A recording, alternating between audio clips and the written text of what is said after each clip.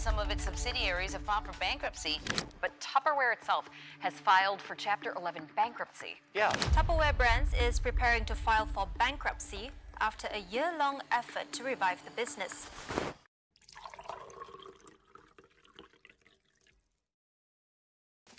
Siapa di antara kita yang tidak kenal produk dari Tupperware? Sepertinya produk yang hits di kalangan emak-emak, tentunya semua kita sudah familiar. Produk ini terkenal dengan keawetan dan ketahanannya sehingga sangat cocok untuk berbagai kebutuhan menyimpan makanan. Pada 17 September 2024, Tupperware secara resmi mengajukan kebangkrutan pada Pengadilan Kepalitan Amerika Serikat untuk distrik Delaware. Setelah melakukan pengumuman ini, saham Tupperware langsung anjlok lebih dari 90% dalam kurun 1 tahun terakhir. Walaupun sempat ada peningkatan permintaan pada masa COVID-19, Tupperware tetap saja tidak dapat menekan lonjakan biaya bahan baku, tenaga kerja, biaya pengiriman, dan biaya operasionalnya. Bahkan tahun 2023, penjualan tahunan mereka turun sampai hampir 19% dibandingkan dengan tahun sebelumnya. Tupperware berdiri sudah 78 tahun. Melihat masa jayanya, seperti mustahil perusahaan ini mengalami kebangkrutan. Tetapi berbagai upaya yang sudah dilakukan oleh manajemen untuk menyelamatkan perusahaan dan bersaing dengan para pesaingnya akhirnya sia-sia. Tupperware tutup usia. Innalillahi wa inna ilaihi raji'un. Mengutip channel News Asia, kerugian besar yang dialami perusahaan ini akibat permintaan menurun untuk wadah penyimpanan makanan tersebut. Perusahaan ini berencana mengajukan perlindungan hukum setelah mengalami kesulitan finansial yang sangat signifikan, termasuk utang lebih dari 700 juta dolar atau sekitar 10,7 triliun. Penjualan Tupperware juga terus-menerus mengalami penurunan dari 2018 sampai 2022. Tahun 2018 penjualannya sekitar 2 juta US dollar turun menjadi sekitar hanya 1,31 juta US dollar pada tahun 2022.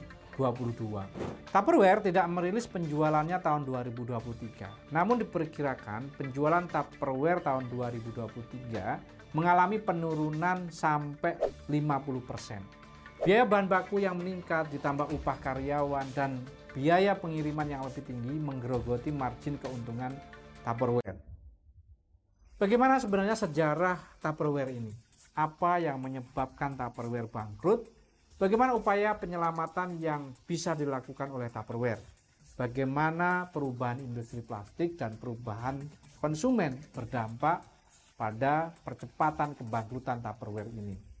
Tonton sampai habis, kita kupas. Jangan lupa untuk komen, like, dan subscribe. Kita ngopi dulu.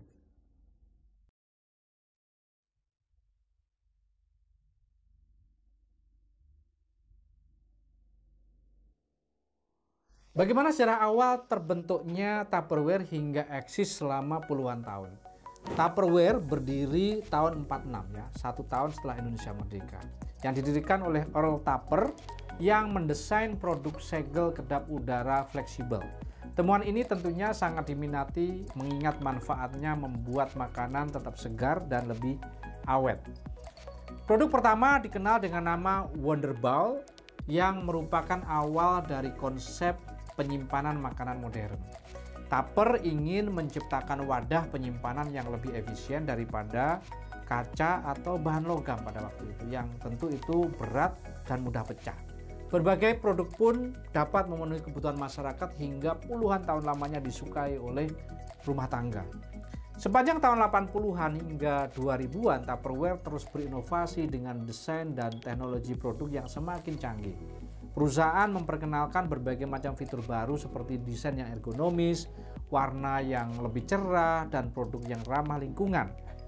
Tupperware juga melakukan diversifikasi dengan merambah pasar peralatan dapur modern dan barang-barang rumah tangga lain seperti microwave, freezer, dan lain-lain. Kemudian keberhasilan tersebut membuat Tupperware laris bahkan di lebih dari 70 negara ya, termasuk Indonesia, selama dalam kurun waktu yang sangat lama. Namun keberhasilan tersebut akhirnya berujung pada kebangkrutan Tupperware. Terdapat beberapa hal yang menjadi alasan kesalahan pelaporan keuangan Tupperware yang sempat terjadi tahun 2021 dan 2022, misalnya, disebut berdampak buruk pada Tupperware.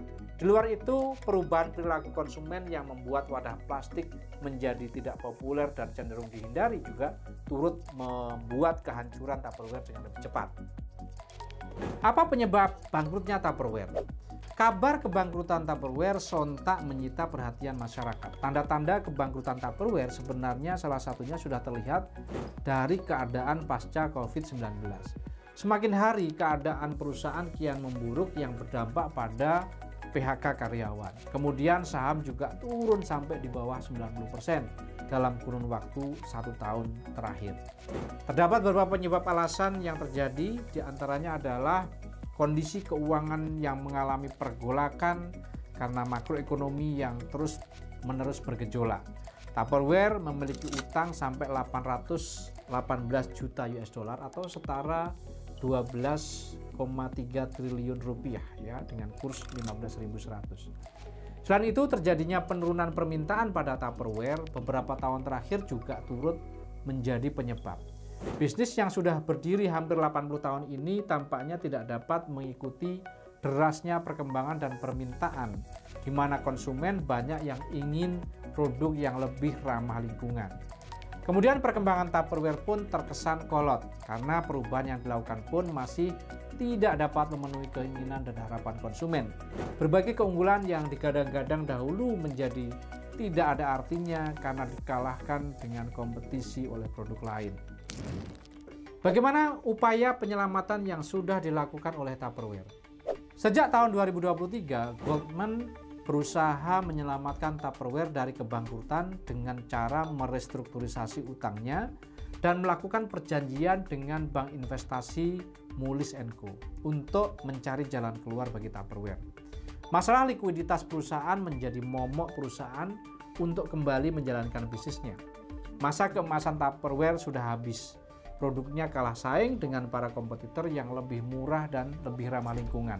Tupperware juga berusaha dengan melakukan modifikasi penjualan yang mana biasanya gencar dilakukan melalui direct selling, namun beralih dengan penjualan secara online atau lewat retail. Tak hanya sampai di situ, Tupperware juga berupaya melakukan pengembangan produk agar lebih modern seperti produk yang ramah lingkungan atau bebas BPA, atau produk yang dibuat dengan fitur yang lebih inovatif. Tupperware juga melakukan rebranding agar lebih digemari oleh konsumen yang lebih muda, menggait influencer, bahkan terus melakukan berbagai inovasi. Namun berbagai hal yang telah diupayakan tersebut masih belum bisa mengeluarkan Tupperware pada situasi krisis yang akhirnya berujung pada kebangkrutan. Kemudian bagaimana transformasi industri plastik dan perubahan preferensi konsumen yang berdampak pada kebangkrutan Tupperware. Perubahan preferensi konsumen terhadap produk ramah lingkungan dan perlunya alternatif produk yang bebas plastik sangat mempengaruhi penurunan penjualan Tupperware, terutama karena memang perusahaan ini secara historis identik dengan produk plastik yang tahan lama namun kurang ramah lingkungan. Transformasi industri plastik dan preferensi konsumen diantaranya meningkatnya kesadaran konsumen tentang dampak lingkungan. Konsumen modern, terutama dari generasi milenial dan generasi Z, semakin sadar akan dampak negatif plastik terhadap lingkungan, khususnya terkait polusi plastik di lautan dan tanah. Banyak dari mereka yang kini mencari produk yang terbuat dari bahan-bahan yang lebih berkelanjutan, seperti kaca, stainless steel, dan bahan-bahan daur ulang lainnya.